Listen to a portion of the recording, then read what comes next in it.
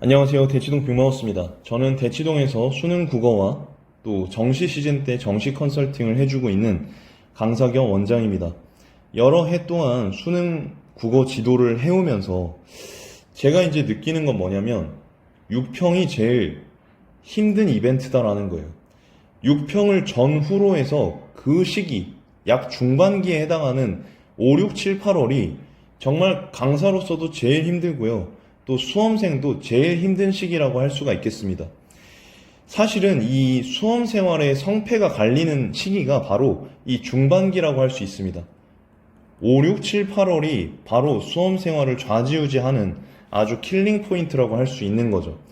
사실 많은 친구들이 이 중반기를 잘 못 보내기 때문에 이 중반기를 잘 보내는 사람이 결국에는 합격에 더 가까이 갈 수 있는 거죠.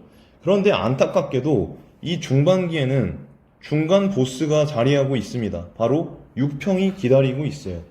사실은 여러분, 이 6평은 우리에게 여러모로 시련을 안겨다 줍니다. 왜냐하면 이 6평이라는 건 결과가 좋아도 문제고 결과가 안 좋아도 문제예요.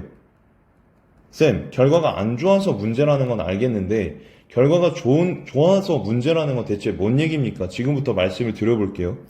결과가 좋으면 사람인 이상 어느 정도 자만을 하게 돼 있어요.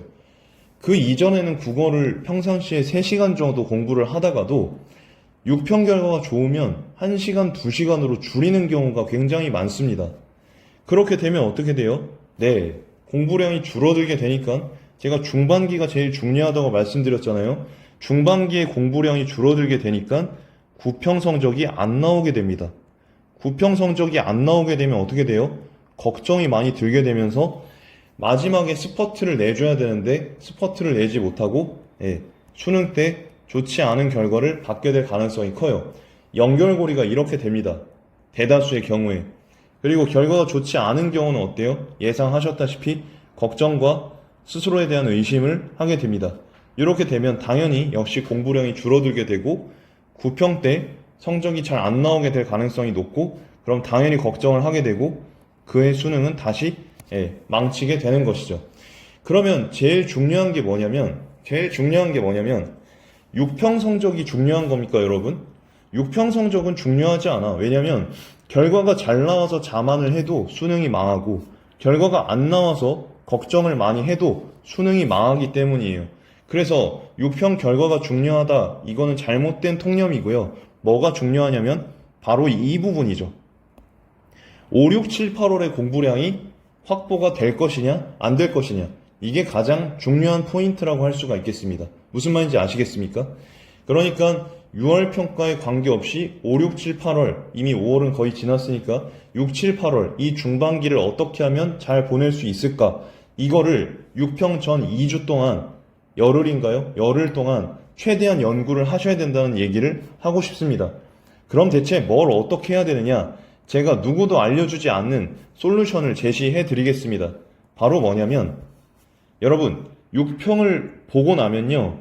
여러분들의 어떤 생각과 또 언행에 아주 큰 특징이 보입니다. 그게 뭐냐면 6평을 보고 나면 잘 보든 못 보든 여러분들은 후회를 한다는 것입니다. 후회를 한다는 거예요. 후회. 결과적으로 이 후회가 5, 6, 7, 8월 중반기의 공부를 망치게 되는 주범이 됩니다. 그래서 저는 여러분들께 말씀드리고 싶어요.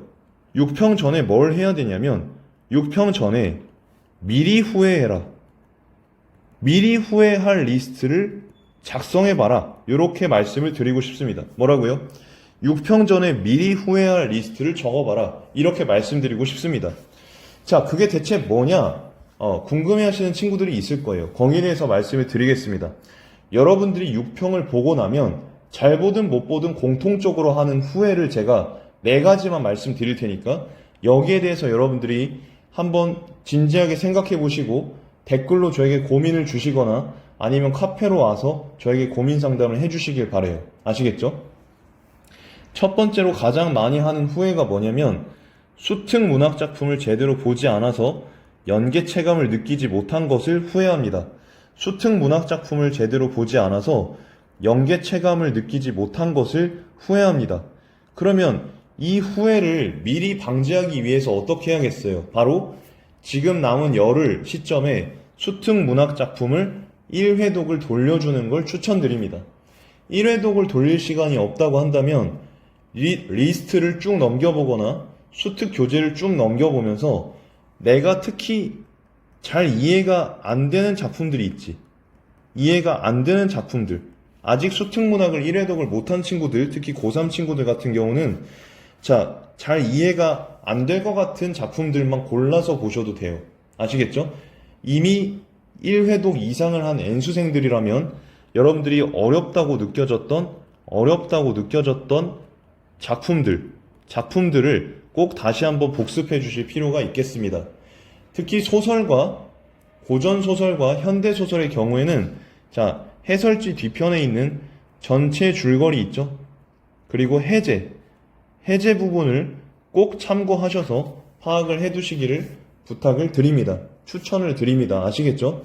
요 작업을 갖다 해 주셔야 되고, 두 번째로 해 주셔야 되는 일은 뭐냐면, 어떤 후회를 할 것 같냐면, 여러분들이 화작과 언매 같은 선택 과목에서 실수를 분명히 할 겁니다. 쌤, 저희를 지금 악담하시는 거예요? 그게 아니라 사람인 이상 화작과 언매에 실수를 하게 될 가능성이 굉장히 높잖아요. 한 개, 두 개 정도 실수를 하게 되면 그게 그렇게 후회가 돼요. 굉장히 후회가 되기 때문에 미리미리 어떻게 해야 돼? 본인이 실수할 것 같은 영역의 개념을 영역의 개념을 미리 정리해 보라는 거예요. 통사론 중에서 사동피동 헷갈리죠? 이중피동과 피동사동이 섞여 있는 거 헷갈리죠? 서술어 자릿수 헷갈리죠? 의문체계표 다 외우셨습니까? 헷갈리잖아요. 화작의 경우에는 고쳐쓰기 문제 잘할 수 있어요? 그래프랑 이런 거 나오는 거 다 맞출 수 있어요? 회의나 토론 문제 맞출 수 있어요? 헷갈린단 말이에요. 그런 부분들을 여러분들이 미리 선정해서 대비를 하시면 후회가 덜 남아요. 후회가 덜 남고 6평 결과를 오롯이 받아들일 수 있게 됩니다. 6평 결과에 대해서 자만이나 걱정을 하는 게 아니라 6평 결과를 오롯이 받아들이고 평정심을 가지고 중반기를 보낼 수 있게 돼요. 뭘 했을 때? 미리 후회 리스트를 적어서 여기에 대한 준비를 했을 때 그게 가능하다는 얘기입니다. 이해되십니까? 세 번째는 뭐냐면 여러분들은 독서에서 실수할 가능성이 커요. 독서에서 실수할 가능성이 커. 근데 그게 뭐를 잘못 봐서 실수했다 이런 뉘앙스가 아니라 보통 여러분들은 어떻게 하냐면 지금 시간이 확보가 잘 안 된 경우가 많으니까 독서 한 지문은 날려야겠다 이런 플랜을 세우고 있는 친구들이 대부분일 거예요.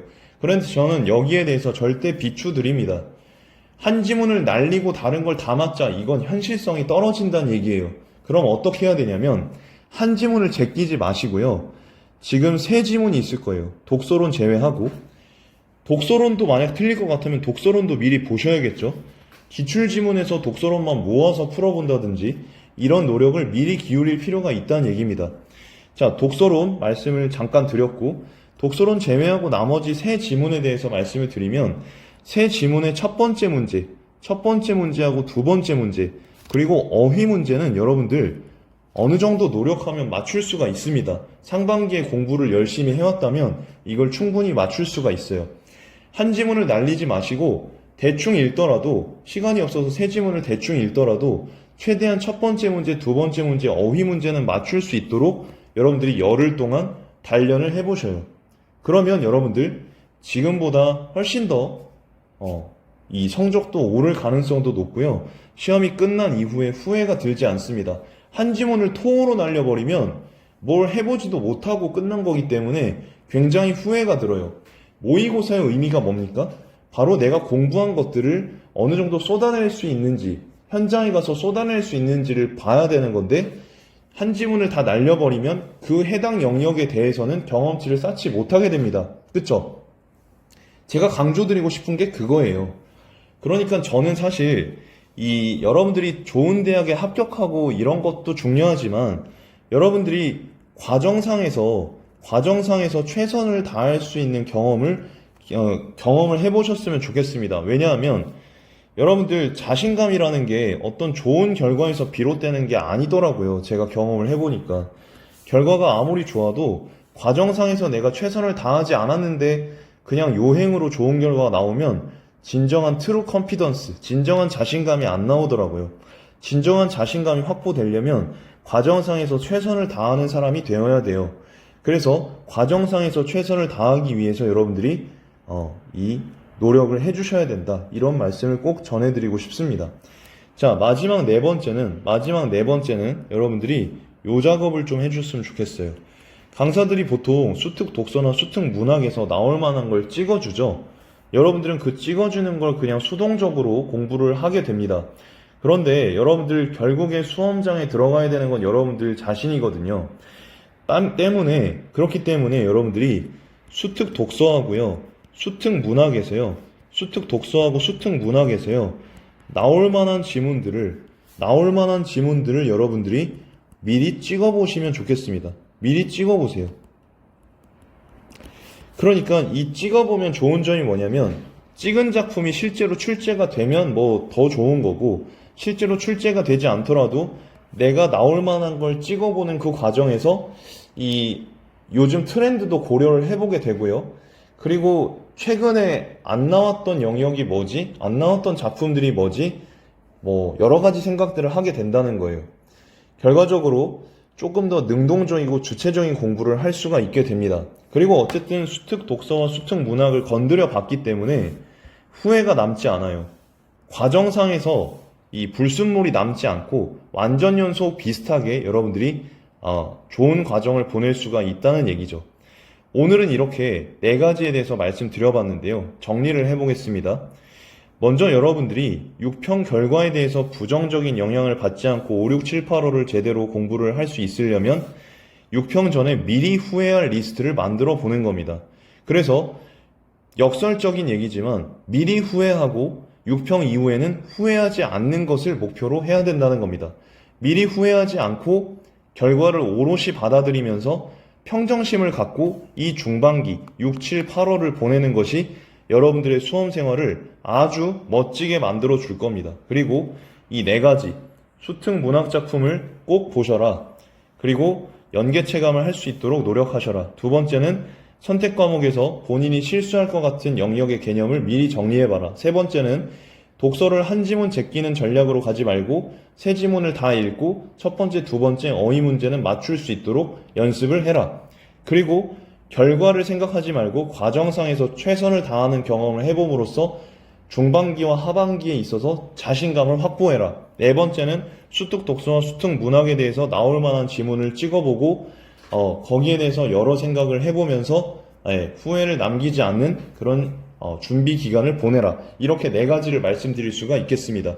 그래서 이 수능 준비 기간, 특히 6평에 대한 이 준비 기간, 이런 것들을 후회 없이 보내는 여러분들이 되시기를 바라고, 사실 어떤 원하든 원하지 않든 어떤 결과가 나왔을 때 그걸 겸허히 받아들이고 그 다음 후속 조치를 냉정하게 해나갈 수 있는 그런 아주 중요한 경험을 할 준비를 여러분들이 잘 하셨으면 좋겠습니다.